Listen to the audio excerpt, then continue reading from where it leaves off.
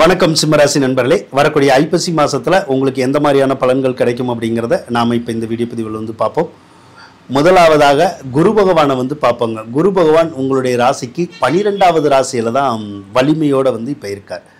குரு 12ல் இருந்தால் நல்லதான்னு கேட்டிங்கன்னா நல்லது தான். எதுக்கு நல்லது அப்படின்னா செலவுகள் வரும். ஆனால் செலவுகள் வந்தாலும் சுப செலவுகளாக வரும். சுப செலவுகள்னால் நல்ல விஷயத்துக்காக காசு பணம் செலவு பண்ணுறது. சிலருக்கு கோயில் குளம் போகிறதுனால வந்து கொஞ்சம் செலவாகும். சிலருக்கு குழந்தை பெற்றுக்கிறதுக்காக ட்ரீட்மெண்ட்டு அது இதுன்னு சொல்லி கூட செலவுகள் வரலாம். அல்லது ஏற்கனவே குழந்தைகள் பெற்று நம்ம வச்சுருந்தோன்னா அந்த குழந்தைகளுக்கு ஏதாவது விசேஷங்கள் வைக்கலாம். அல்லது படிப்பு அல்லது அதுகளுக்கு தேவையான விஷயங்களை நம்ம செஞ்சு கொடுக்கறதுனால கொஞ்சம் செலவுகள் வரும். ஒரு சிலருக்கு நகை நட்டுக்கள் கூட வாங்கி தரும். அதெல்லாம் சுப செலவு தானே. ஒரு சிலருக்கு மட்டும் பேங்க்குனால செலவு வரும். ஏதாவது பேங்க்கில் லோனுன்னு வாங்கியிருந்தா கடன் அடைக்கிறதா இருந்தால் தாராளமாக நம்மளால் அடைக்க முடியும் பேங்க் கடனை. ஒரு சிலருக்கு மட்டும்தான் இந்த கோர்ட்டுனால விரையுங்கிறது வரும். எல்லாத்துக்கும் வராது, சரிங்களா. ஒரு சிலருக்கு மருத்துவத்தினால கொஞ்சம் செலவுகள் அப்படின்னு சொல்லி வரலாம். ஆக கொஞ்சம் செலவுகள் இருக்கும்.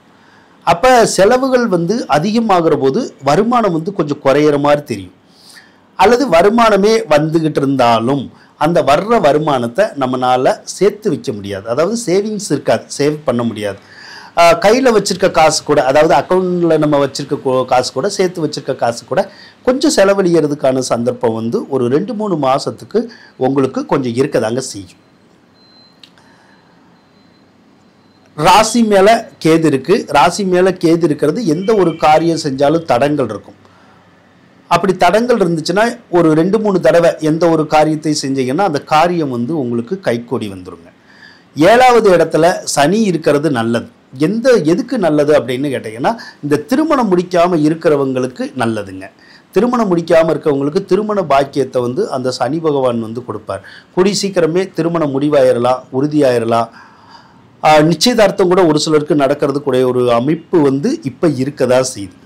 அதே நேரத்தில் வண்டி வாகனத்தில் பார்த்து போங்க. ஏன்னா அது வந்து கண்டச்சனி. பொதுவாக வந்து 2 வீலரில் போகிற போது தான் கவனம் இருக்கணும். ஏன்னா அது கொஞ்சம் நம்மளை கீழே தள்ளி விட்டுரும், வாகன விபத்துக்களை ஏற்படுத்தி விட்டுரும். அதனால் வண்டியில் போகிற போது மட்டும் கொஞ்சம் கவனமாக இருக்கிறது நல்லதுங்க. இப்போதைக்கு புதுசாக எதுவும் வண்டி வாகனங்கள் எதுவும் வாங்குறதா இருந்தால் வாங்காமல் இருக்கிறது நல்லது. ஒரு 6 மாதத்துக்கு 6 மாதம் கழித்து வாங்கிறது தான் உங்களுக்கு வந்து ரொம்ப சிறப்பாக இருக்கும். ஏற்கனவே கல்யாணம் ஆனவங்களுக்கு கணவன் மனைவிக்குள்ள மட்டும் கருத்து வேறுபாடுகள் வந்து கொஞ்சம் வரும். ஏன்னா ராகு பகவான் வந்து 7வது ராசிக்கு வந்துட்டார். அப்போ கணவன் மனைவிக்குள்ள அடிக்கடி சண்டை சச்சரவுகள் வரதுக்கு வாய்ப்பு இருக்கும். ஏதாவது ஒரு வகையில் பிரிவினை ஏற்படும். ஒரு சிலர் வந்து வேலை விஷயமா தொழில் விஷயமா கூட பிரிவாங்க. ஒரு சிலர் வந்து கருத்து வேறுபாடுகளின் மூலமாக பிரியறதுக்குடைய வாய்ப்புகள் கூட இருக்கும். ஒரு சிலர் ஏற்கனவே கணவன் மனைவி பிரிஞ்சிருப்பாங்க, அவங்க மட்டும் இப்போ ஒன்று சேர்ந்துருவாங்க. ஒன்று சேர்ந்து இருக்கிறவங்க கொஞ்சம் பிரியிற மாதிரியான ஒரு சூழ்நிலைகள் வந்து வரும். ஒரு சிலர் வந்து கணவன் மனைவி பிரியறது இல்லை, அவங்க ரொம்ப நெருக்கமாக வேற யார்ட்டையாவது பேசி பழகிக்கிட்டு இருக்காங்கல்ல, அவங்கள பிரியிற மாதிரியான ஒரு சூழ்நிலைகள் கூட இந்த நேரத்தில் வந்து இருக்கதா செய்யுது.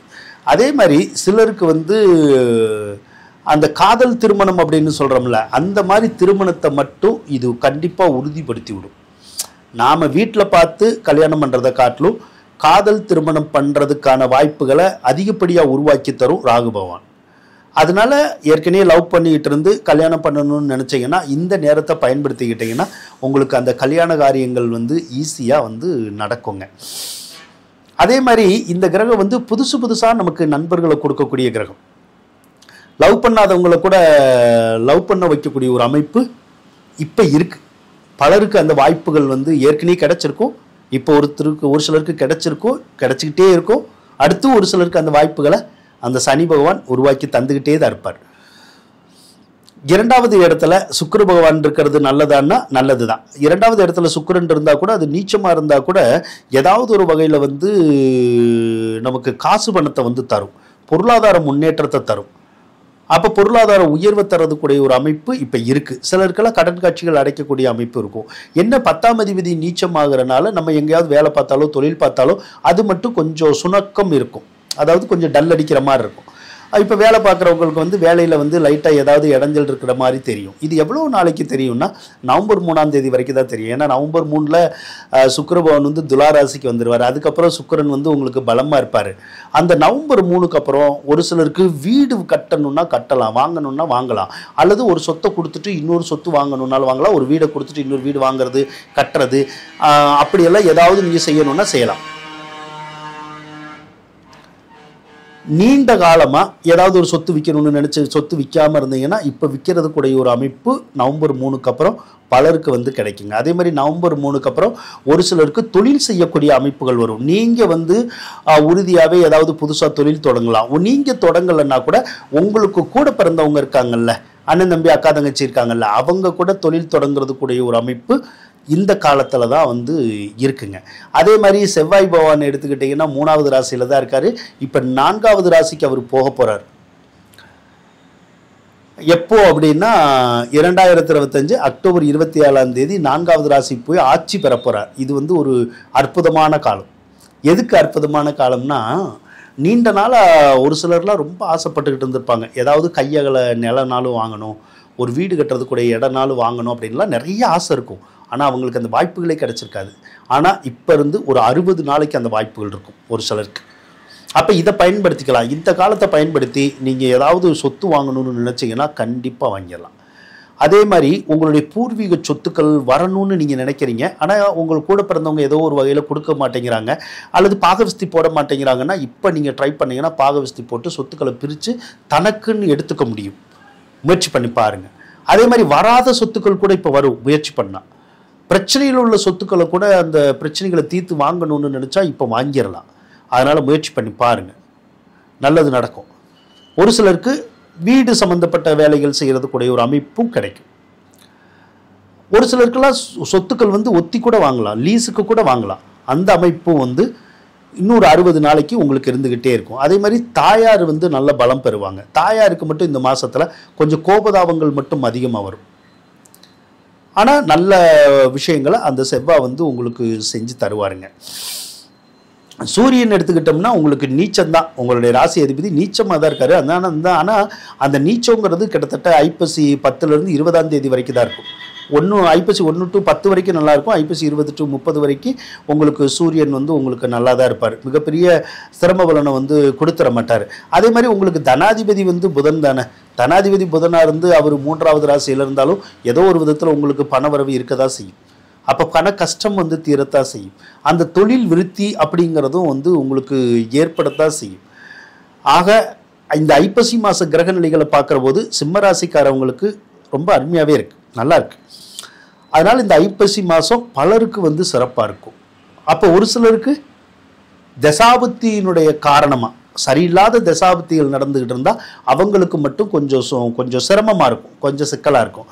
உதாரணம் வந்து இந்த ராகு தசை அப்படிங்கிற மாதிரி எல்லாம் ஒரு தசை உங்களுக்கோ உங்கள் வீட்டில் இருக்கவங்களுக்கோ யாருக்காவது நடந்துச்சுன்னா அப்போ வந்து வாழ்க்கை வந்து ஸ்மாராக தான் இருக்கும். ஏன்னா ராகு தசையெல்லாம் நடந்துச்சுன்னா வீட்டில் யாருக்கு நடந்தாலும் சரி எந்த காரியம் செஞ்சாலும் நடக்காது, ஒரு மாதிரி தடங்களாகிக்கிட்டே இருக்கும். எதை செஞ்சாலும் நமக்கு ஒரு விருத்தியே இருக்காது. அதே மாதிரி எப்போ பாருங்கள் அதில் கஷ்டம் இதில் கஷ்டம் அப்படின்னே இருக்கும். சொந்த பந்தம் பூரா பகையாயிரும். இதெல்லாம் அந்த திசை செய்கிற வேலை. அப்போ என்ன செய்யலாம் அப்படின்னு கேட்டிங்கன்னா அந்த ராகு திசைக்குடைய பலன்களை வந்து நீங்கள் முழுமையாக தெரிஞ்சுக்கணும். அப்படி தெரிஞ்சுக்கிட்டிங்கன்னா அதில் வர்ற கஷ்ட நஷ்டங்களை வந்து எளிதாக வந்து நம்ம கடந்து போக முடியும், வாய்ப்புகள் கிடைக்கும். ஏன்னா இப்போ அடுத்த வாரம் இருந்து நான் ராகு திசைக்குடைய வீடியோ தான் வெளியிட போகிறேன். அந்த வீடியோவில் நிறைய விஷயங்கள் ரொம்ப தெளிவாக சொல்லியிருப்போம், பரிகாரங்கள்லாம் நிறைய தெளிவாக சொல்லியிருப்போம். ஸோ அந்த மாதிரி ஒரு சில பரிகாரங்களையும் செய்கிற போது உங்களுடைய வாழ்க்கை வந்து கண்டிப்பாக நல்லா தான் இருக்கும். பரிகாரங்கள் அப்படின்னா பணம் கொடுத்து தான் பரிகாரம் பண்ணணுங்கிற அவசியம் கிடையாது. பணம் கொடுக்காமவே சில பரிகாரங்கள் பண்ணலாம், அதுவுமே நல்லா தான் இருக்கும். அந்த பரிகாரங்கள்லாம் செய்கிற போது நடக்காத காரியங்கள் கூட நடக்கும். வாழ முடியாதவன் கூட வாழுவான், செல்வமே இல்லாதவனுக்கு கூட செல்வம் சேரும்.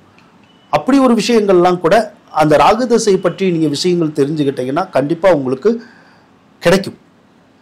அதனால் அந்த வீடியோவை அடுத்த வாரம் இருந்து நீங்கள் எதிர்பார்க்கலாம். நன்றி நண்பர்களே.